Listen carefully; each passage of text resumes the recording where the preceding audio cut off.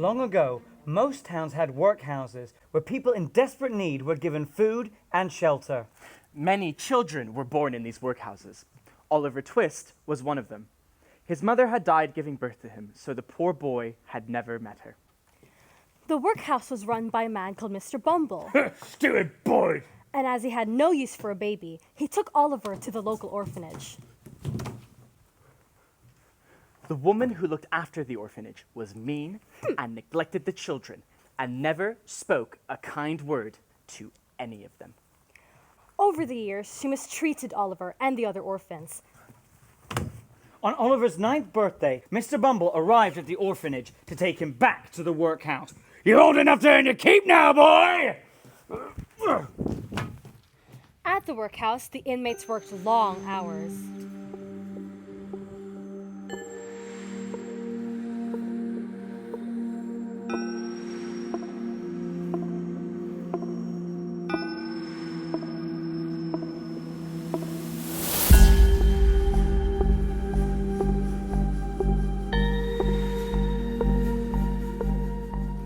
They were given hardly any food, of very poor quality. The growing boys were always hungry, and one day the older boys decided that someone should ask for more food. As Oliver was the smallest and thinnest, he was chosen for the task. That evening, after everyone had finished their small bowl of gruel, Which is like a thin soup of oats and water. Oliver stepped forward. Please, sir, I want some more. What? Please, sir, I want some more. Mr. Bumble marched Oliver away and locked him up in a cell. The next day, Mr. Bumble took the boy to a local undertaker's, where Mr. Sourberry was the proprietor.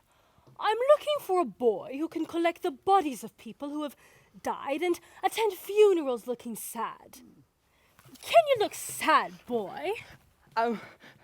I can try, sir. How much do you want for the lad? 5 shillings. Mr. Sourberry handed over the required amount, and Oliver became his new apprentice. Oliver attended funerals and walked behind coffins with a sad expression on his face. The conditions were still terrible, but he lived in constant fear of being sent back to the workhouse and the cruel man who ran the place. Months passed and Oliver kept to himself as much as he could, but one day he upset Mr. Sourberry's wife by fighting with one of the other boys. She threatened that she was going to send him back to the orphanage, and Oliver was so scared that he decided to run away. That night, when everyone was asleep, Oliver crept out into the street. He had heard about a great city called London.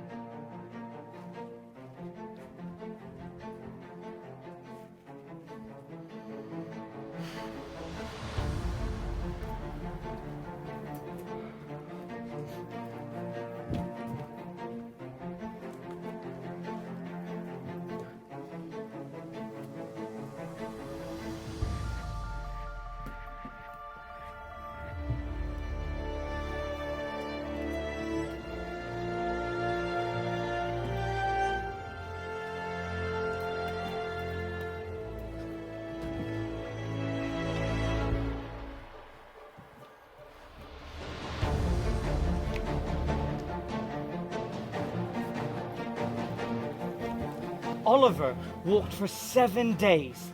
His feet ached, and he sat on a doorstep feeling hungry and tired. Hello, my old mate.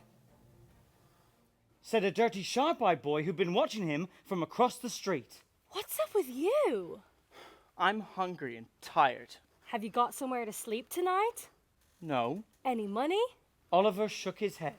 Well, don't you worry. I know a respectable gentleman who will give you lodgings. Oliver thanked him. I'm Jack Dawkins, known to my friends as the Artful Dodger. Dodger led Oliver through a maze of streets until they finally arrived at a door hidden in a wall. They entered a candlelit room where there were half a dozen boys sitting around. A rope was stretched across the room, on which hung a row of coloured handkerchiefs. A man stood by the fire cooking sausages. This is my new friend, Fagin. His name is Oliver Twist. Oh, we're very glad to make your acquaintance, Oliver. Very glad indeed. Oh, I see you've already noticed the handkerchiefs. We've got them out ready for washing, haven't we, boys? The boys all laughed knowingly. That evening, Oliver ate sausages for dinner and fell into a deep sleep. The next day, Fagin encouraged Oliver to join him in a game. Now, see here, Oliver. I'm going to put this handkerchief in my pocket with just the corner sticking out, my dear. You have to see if you can take it without me noticing. Do you think you could do that, my dear? I could try, sir.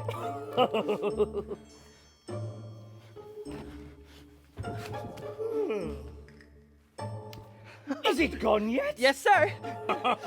You are a clever boy. Here's a shilling. The pickpocket game was repeated several more times over the next few days, and each time, Oliver was better and quicker.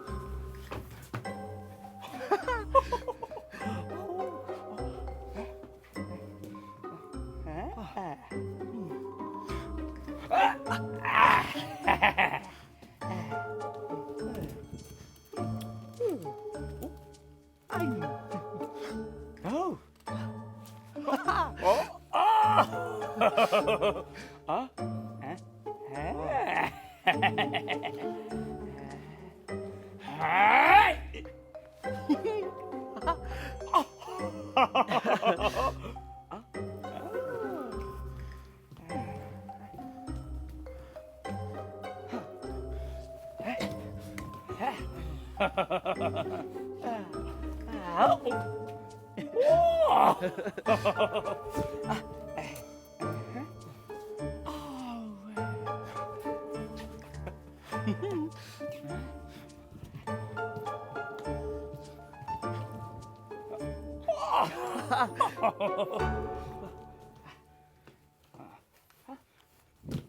Fagin decided that Oliver was ready to go to work with Dodger. Oliver and Dodger headed out to a busy shopping area. There was an old man standing looking into the window of a bookshop. Dodger raised his finger to his lips and approached the gentleman. Dodger slipped his hand into the man's pocket and took out his handkerchief. Oliver was shocked when he found out that his friend Dodger was in fact a thief, and finally understood why Fagin had made him play that game. Stop, thief! Oliver began running, but was caught by a police officer. Mr. Brownlow approached the boy and was struck by how familiar the boy looked. The policeman checked his pockets and couldn't find the gentleman's handkerchief. Mr. Brownlow was asked if he wanted to press charges, and he said he didn't. Do you have a home, boy? No, sir. You are very thin. Well, when did you last eat? Come home with me. My housekeeper will give you food, and you can rest, poor child. Oliver gratefully accepted and followed Mr. Brownlow home. The housekeeper, Mrs. Bedouin, looked after the boy. She made him bathe, gave him clean clothes, and tucked him in at night in a comfy bed with nice, clean sheets. And she fed him until he was feeling much better and stronger. For the first time in his life, he felt safe and happy. When Dodger got back to Fagin's den, Where's the boy? police got him. Fagin was furious with Dodger for being so careless. The door was flung open.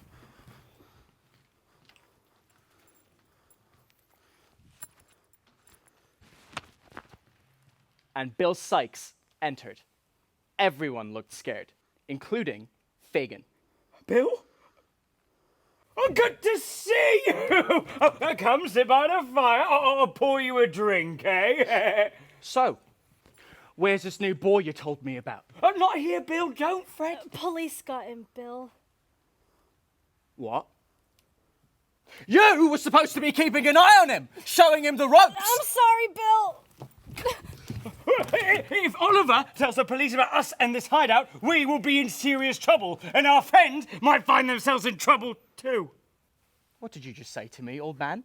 Are you trying to threaten me? No, of course not, Bill. Settle down, Bill. I'll pour you another drink, my dear. Someone needs to get a hold of the boy before he talks. The door opened again, and Bill Sykes' long-suffering girlfriend, Nancy, arrived. Hello, everyone. Hello, Bill. Why are you all looking at me like that? Nancy was told to go to the booksellers where Oliver had last been seen, pretend to be his sister, and find out where the boy was now. Upon Nancy's return, she reported that Oliver had been taken home by the gentleman that Dodger had robbed. The gang watched the house night and day for signs of Oliver. One afternoon, Oliver was in the parlor with Mr. Brownlow. Who's that, sir? In the picture? That's my daughter. I was telling Mrs. Bedwin how much you resemble her.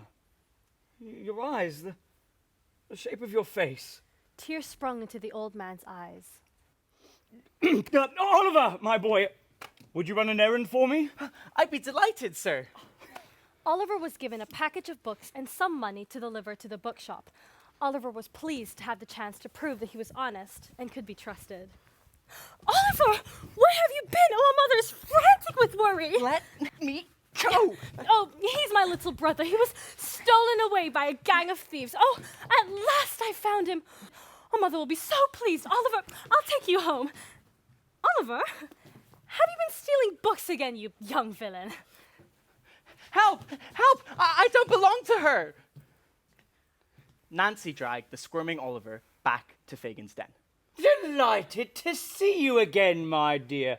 Oh, and you have a gift. Oliver handed the books and money to Fagin. I'll take that, you greedy old skeleton. It's payment for all the trouble I've had trying to find the boy. Oliver explained that the books and money belonged to Mr. Brownlow. He was very kind to me. Now he'll think I'm a thief. Good. Then he won't take you back.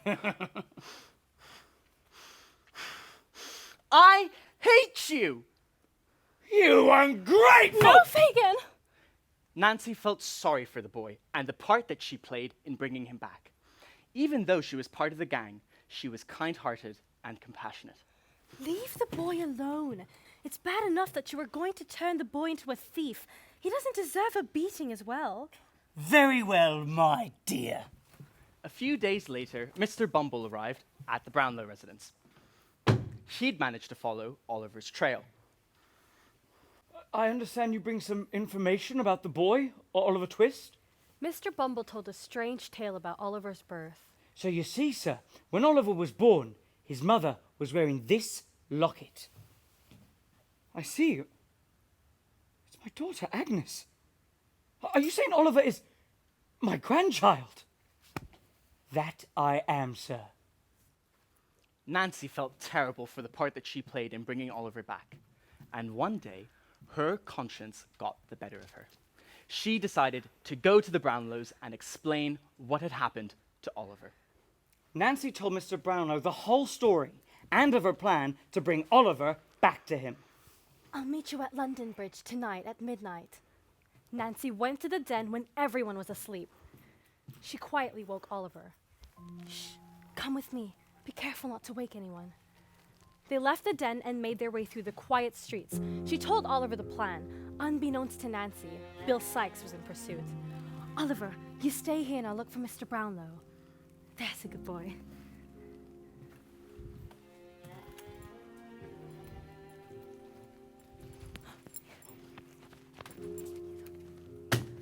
Oh, Bill!